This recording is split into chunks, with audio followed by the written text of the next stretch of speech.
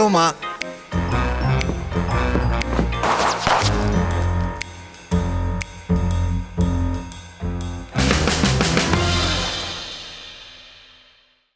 Здравейте, драги зрители на TV21. Вие гледате във филмът с мен, Явката Дълъга, познат още като Явор Тодоров. Явор Тодоров, познат още като Явката Дълъга. Днес ще си говорим за филма Гепи. Това е филм, който ни въвлича в един шарен и опасен свят на гангстери, диаманти, бокс и прасета. Свят създаден с неподражаемия стил на Гай Ричи. Гепи не просто е криминална комедия. Това е филм, който прелива от енергия, динамика, запомнящи се герои и остроумен диалог. Филм, който ни кара да се смеем, да се напрягаме и да се наслаждаваме на всяка една минута от него. И може би един от филмите, които съм взимал най-често от библиотеката в онези години. Но какво го прави по-специален? Какъв е неговия принос към жанра и защо продължаваме да го гледаме отново и отново? Защо ли?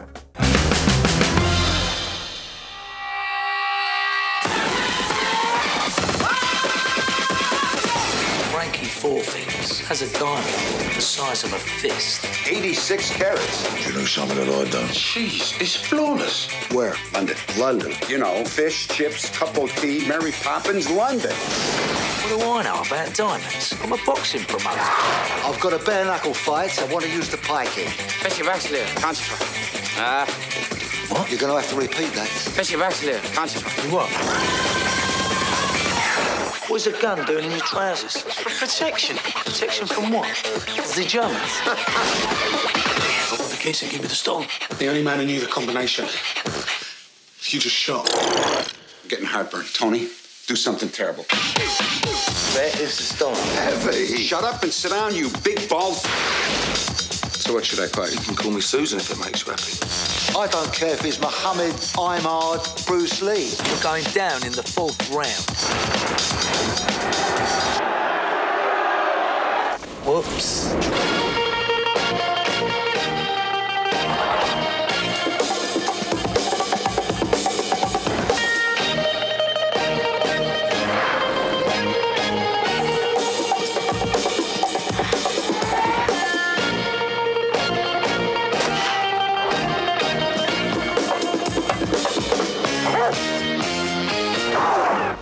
Anything to declare? Yeah, don't go to England. Satisfies frame furniture and scarf cushions with matching sacred cloths. Did you understand a single word of what he just said? Историята зад Гепи е също толкова интересна, колкото и самия филм. Всъщност не, но е сравнително интересна. Режисьорът Гай Ричи, който в това време е сравнително млад и неизвестен, създава един филм, който го превръща в един от най-търсените режисьори в света. Въпреки че млад и неизвестен, ама вече е бил женен за Мадона. Голямо газе. Гай Ричи е британски режисьор, сценарист и продуцент, който е известен с работата си по филми като Lock, Stock, Two Smoking Barrels, Две димящи дола, Рок-н-рола, сия рок-н-рола и Шерлок Холмс, пак е Шерлок Холмс на български. И Револвър, между другото. Револвер. Ричи е известен със своя уникален стил на разказване на истории, който се характеризира с бърз монтаж, динамични сцени, остроумен диалог и колоритни герои. Роден е на 10 септември 1688 година в Хартфордшир, Англия. Ричи започва кариерата си като режисьор на музикални клипове и реклами. През 1998 година той дебютира в киното с филма Две димящи дола, който се превръща в голям хит и му носи световна слава. Сюжетът на Гепи се върти около кражба на голям диамант, Франки 4 пръста, Франки Four Fingers, го открадва диаманта от Антверпен и го отнася в Лондон. Там той се забърка в различни неприятности и диамантът попада в ръцете на различни хора, всеки от който има свои собствени планове за него. Бенисио Дел Торо, така, защото го споменахме, е един от малкото холивудски актьори, с които е работил Гай Ричи. Веднага, когато е влял в продукция, започнал малко да прави каквото си иска и е изиграл Франки Four Fingers по негов си начин. Все пак това е супер запомняща роля. Макар и кратка, за Брад Пит ще се поговори може би след малко. В мрежата от интриги във филма са замесени боксерът Мики О'Нил, гангстерите Търкиш Томи и Бриктоп, както и куп други колоритни персонажи, наистина са един куп. Всеки от тях има свои мотиви и всеки се опитва да използва диаманта за свои цели. Джейсън Стейтъм като търкиш турчина. Стейтъм по това време е бил сравнително неизвестен. Изпълнява ролята на главния амбициозен гангстер с лекота и харизма. Преди това играе в Две димящи дола с другия култов филм, за който може би заслужава да се направи цял епизод. Ако изобщо нещо се заслужава в този живот. И също не знаех, ама е бил явно гмуркач и има едни клипчета от Олимпиада или от някакво състезание. Джейсън Стейтъм ходи са гмурка.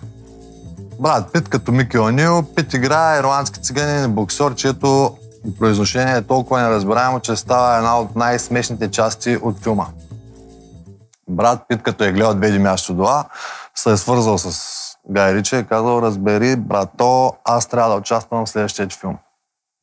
Нашия му казал: добре, няма проблеми, обаче да писва сценария за Гепи. И после разбира, че брат Пит не може да направи добър лондонски там или какъвто и да е британски акцент. И дори заради самия брат Пит прави ролята на джипсито централна в сюжета на филма. Явно преди това не е било така. И в крайна сметка му дава ролята на джипси боксера, за да може да се случат нещата. И за това говори толкова нелеп.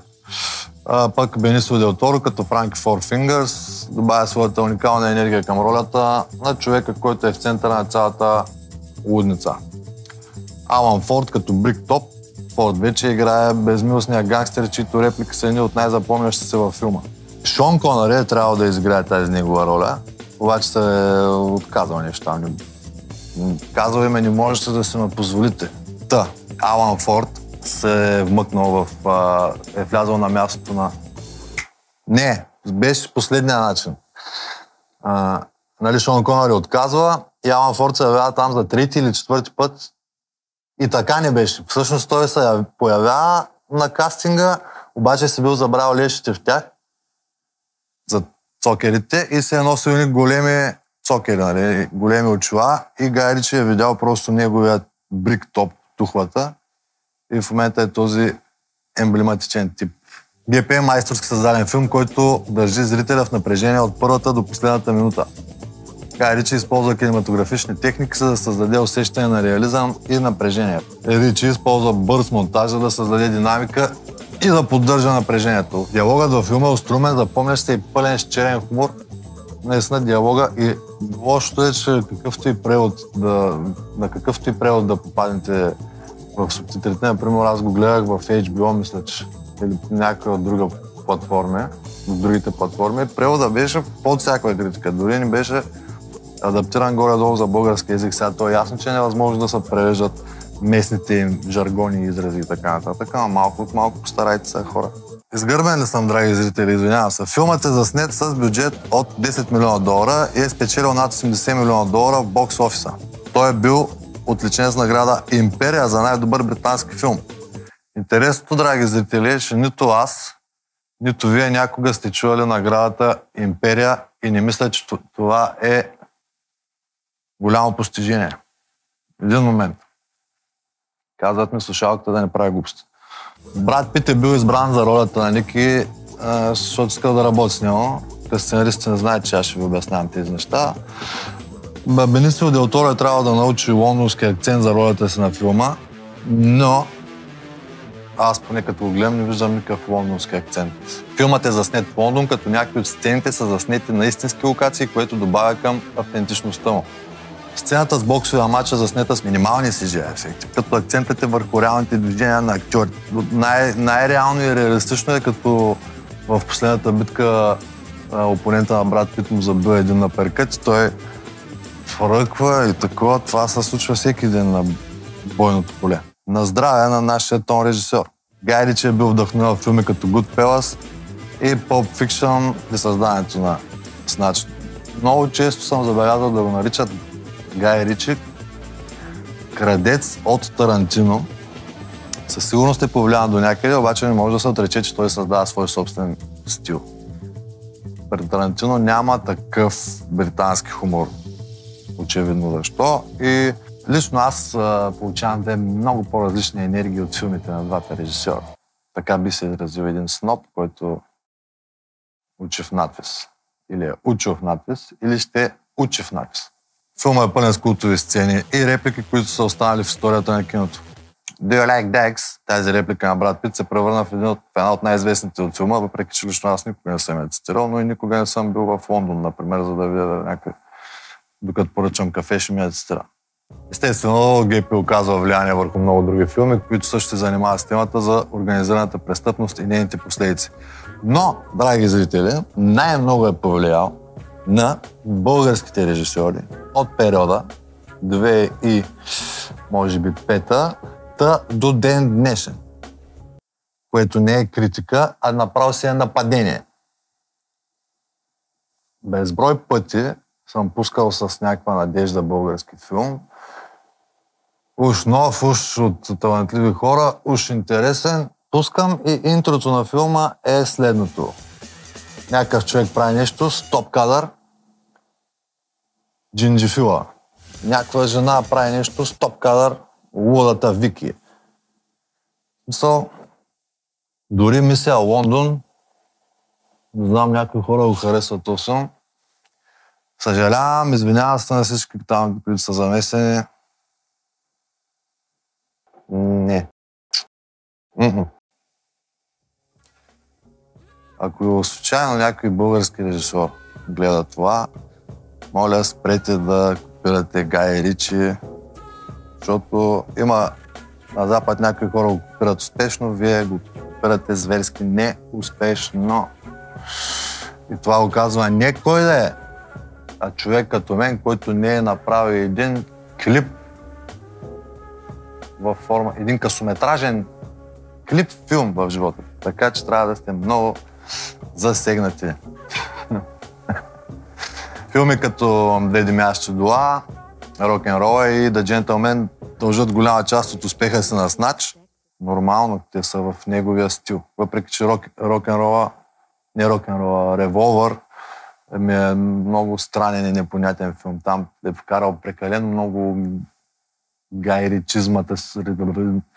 Вкарал е прекалено много от хаотичната си глава някакви неща и не е така приятен за наблюдение като останалите. Гепи е филм, който ще остане в историята на киното като един от най-добрите примери за криминална комедия и както едно клипче в YouTube твърди, един от най-гледаемите сиреч да можеш да го гледаш отново и отново и отново.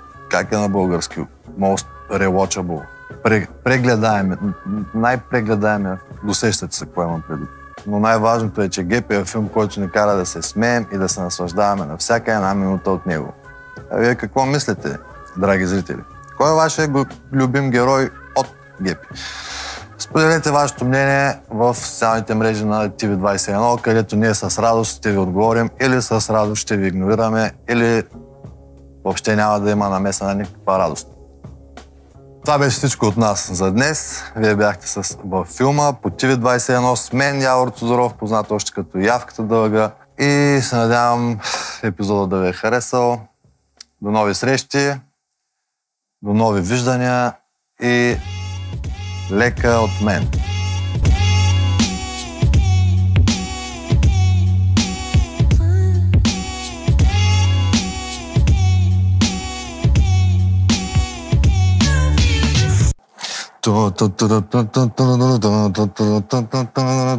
Може да го пуснеш на това даже.